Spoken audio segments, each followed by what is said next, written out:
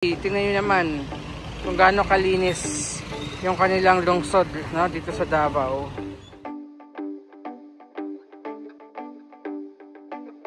Ganda nung sidewalk nila, ang linis.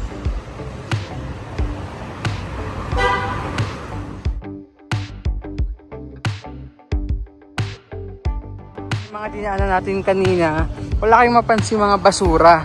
Based lang sa mga nababasa ko kasi, sa mga nakatira dito, no, yung kanilang mga kalat is talagang inuuwi nila.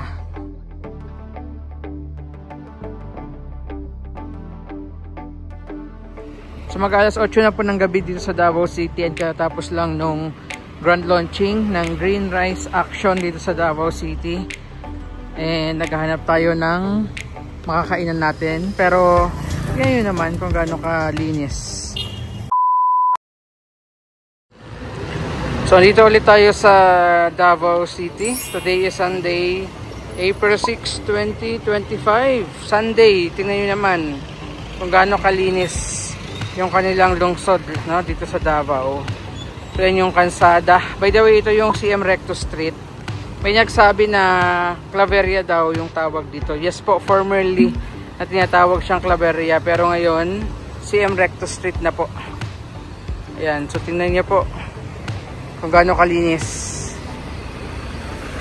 So aside sa maliwalas, malinis dahil walang mga spaghetti wires yung kalsada nito, tingnan nyo rin po kung gaano kalinis na maging sidewalk at yung kalsada. Ayan, lakad tayo. Pasyal ko muna kayo.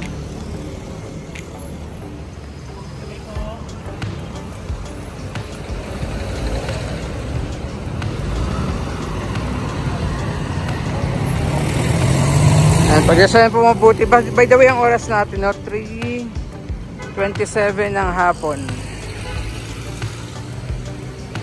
Ang linis at ang aliwalas. Kaya ito sila kalinis dito.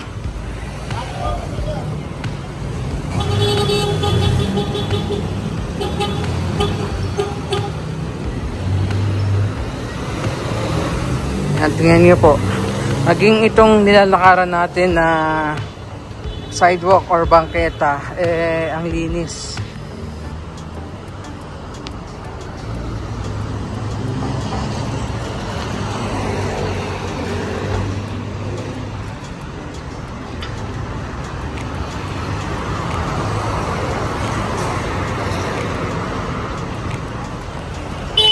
So pag nandito po kayo sa Davao City, isa sa talagang mapapansin ninyo yung kalinisan dito.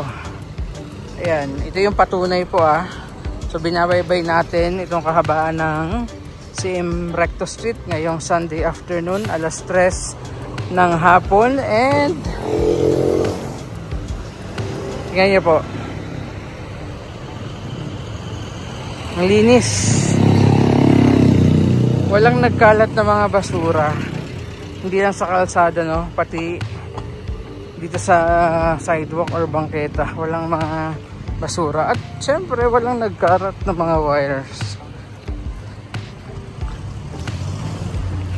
Yan. So kudos sa Davao City Enro. Sila yung naglilinis palagi dito mula umaga hanggang gabi. Lakad na tayo sa bangketa.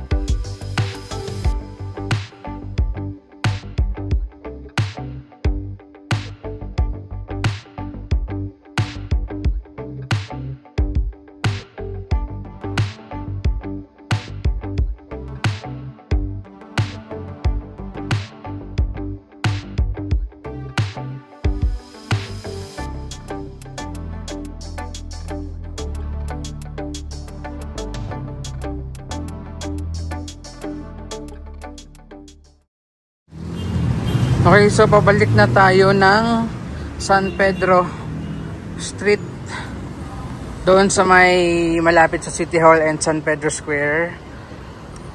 Hindi ba? Tingnan nyo po.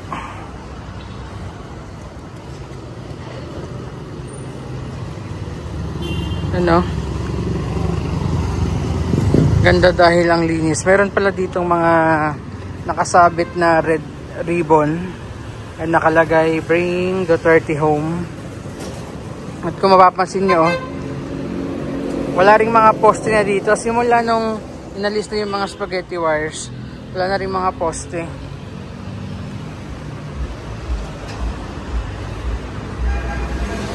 Oh, ganda nung sidewalk nila, ang linis.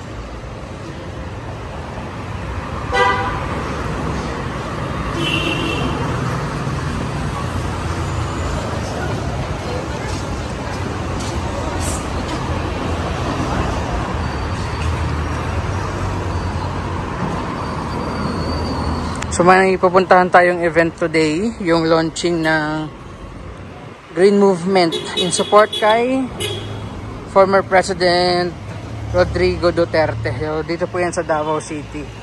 And habang papunta tayo doon, pakita ko sa inyo yung kanilang napakalinis na lungsod dito sa Davao City.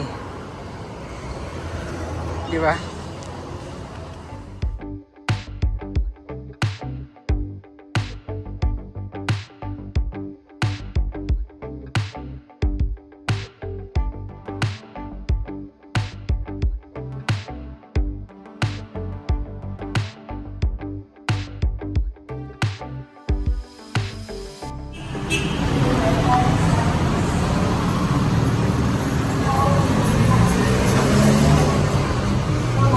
Ayan, kitang-kita yung linis nung bangketa nila dito. By the way, ito na yung San Pedro Church. And tatawid na tayo dito.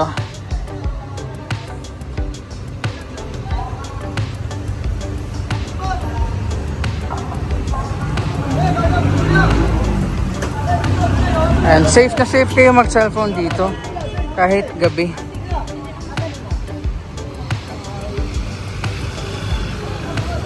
Ayan, patawid na tayo ng San Pedro Street.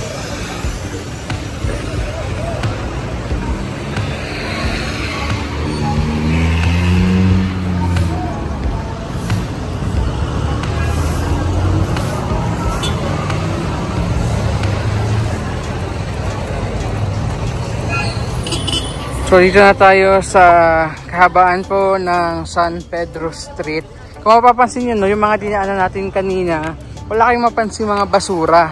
Based doon sa mga nababasa ko kasi, sa mga nakatira dito, no, yung kanilang mga kalat is talagang inuuwi nila. Kaya kahit wala pong makita mga basurahan sa area, ay wala talagang mga nakakalat pong mga basura. And again, ayan yung San Pedro Church dito. Asmeña Park. Okay, so lakad muna tayo. Marahil nagtataka kayo bakit tayo nasa gitna ng kalsada, no? Wala kasing nakasarado yung kalsada dito. And ito rin yung isa sa mga kalsada dito na naka-underground cabling. So in daytime, ito po yung itsura niya. Tingnan niyo po kung gaano ka aliwalas at kaganda tingnan pag walang mga spaghetti wires. Yan. So malapit na tayo sa San Pedro Square.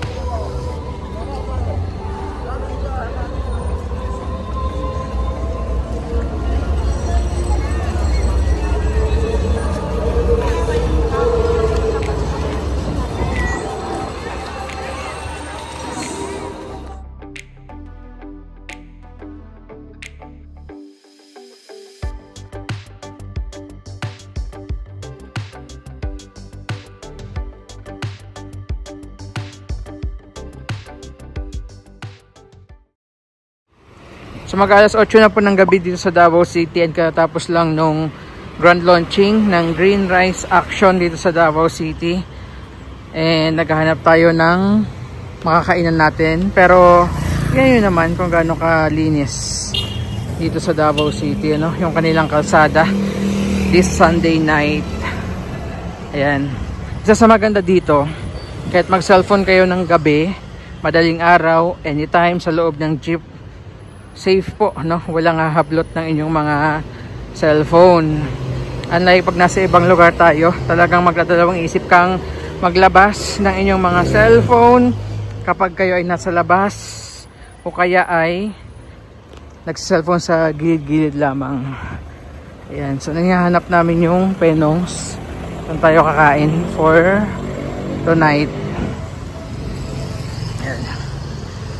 So galing na natin doon sa may San Pedro Square, malapit sa City Hall nila. Grabe, tingnan nyo kung gaano kalinis yung kanilang kalsada. Ayan. Diba? Gabi na pero ang linis pa rin. And again, talagang kudos and i-comment natin yung kanilang Senro na naglilinis madaling araw, gabi, every after event. Kaya after event talaga dito walang basura. Antawid muna tayo.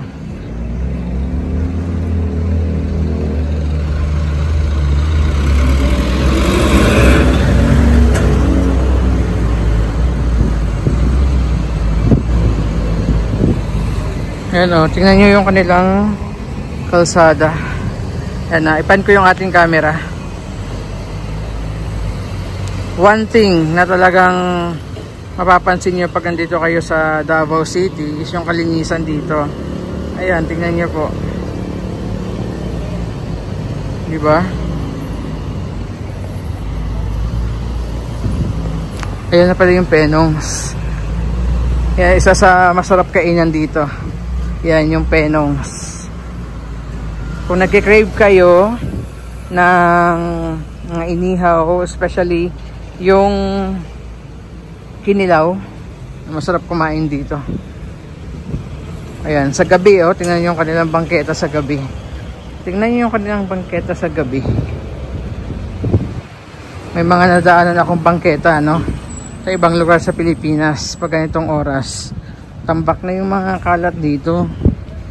Pero yeah, dito po sa Davao City dito tayo kakain.